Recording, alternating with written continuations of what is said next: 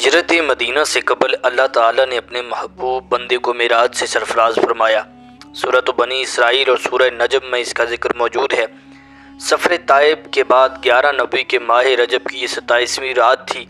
آپ صلی اللہ علیہ وآلہ وسلم نماز ادا کرنے کے بعد خیمے میں سو رہے تھے۔ حضرت جبریل امین نے بصد احترام آپ صلی اللہ علیہ وسلم کو بیدار کر کے اللہ کا پیغام سنایا۔ پھر آپ صلی اللہ علیہ وآلہ وسلم کو براق نامی انتہائی تیز رفتار سواری پیش کی۔ براق آپ صلی اللہ علیہ وسلم کو لے کر بیت المقدس کی جانب روانہ ہوا۔ براق کی سواری کا یہ عالم تھا، جہاں پہ نظر پڑتی تھی وہاں پہ قدم اس کا جا کے پہنچتا تھا۔ پھر آپ صلی اللہ علیہ وسلم جبریل امین کے ساتھ محو پرواز تھے۔ بیت المقدس پہنچ کر آپ صلی اللہ علیہ وسلم نے ہیکل سلیمان میں حضرت موسیٰ علیہ السلام اور حضرت ابراہیم علیہ السلام کے ساتھ نماز ادا کی۔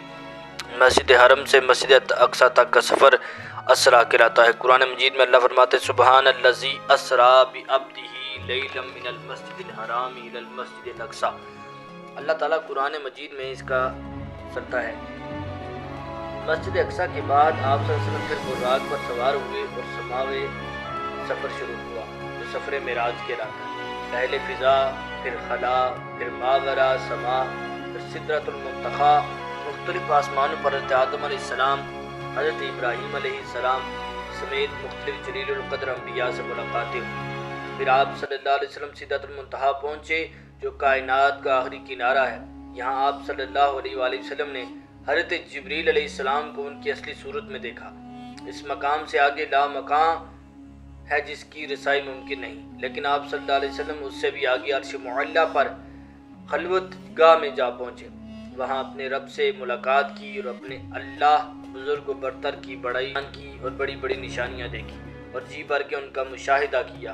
آپ صلی اللہ علیہ وسلم کو 3 تحفے، نماز پنجگانہ، سورۃ القرآن کی آخری آیات اور امت کی بخشش، جو شرک سے مجتنب رہے تو اللہ چاہے تو اس کے گناہ معاف کر کے اسے بخش دے، عطا ہوئے۔ آپ صلی اللہ علیہ وسلم کو جنت کی سیر کرائی گئی اور ان کا مشاہدہ بھی کرایا گیا، جو دوزخ کے عذاب میں مبتلا تھے۔ اس کے بعد واپسی کا سفر شروع ہوا۔ نماز فجر کے وقت براق آپ صلی اللہ علیہ وسلم کو لے کر بیت المقدس جا پہنچا۔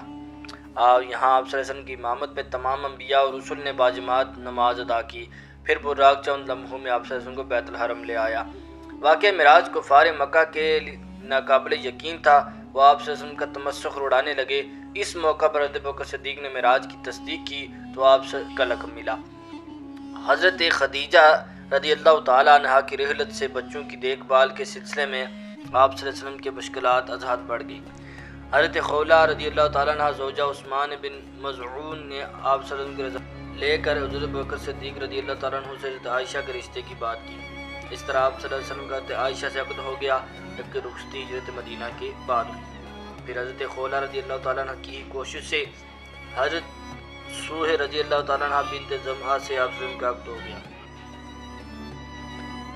سے مایوس ہو کر رسول اکرم صلی اللہ علیہ وسلم نے عرب کی طاقتور ذی اثر قبائل کی طرف رجوع کیا۔ آپ صلی اللہ علیہ وآلہ وسلم عکاظ، حجنہ اور المجاز کے میلوں اور ایام حج کے دوران مینا میں ان کے ڈیروں پر تشریف لے جاتے، ان کے اشراف اور رشتےداروں سے مل کر کہتے دعوت حق کے کام میں میری مدد کرو تاکہ میں لوگوں تک رب کا کلام پہنچا سکوں۔ واقعہ معراج نبی کریم صلی اللہ علیہ وسلم کا معجزہ بھی ہے کہ کا پانی داڑھی سے ٹپک رہا تھا، دروازے کی کنڈی ہل رہی تھی، حضور معراج کر کے واپس بھی آ گئے۔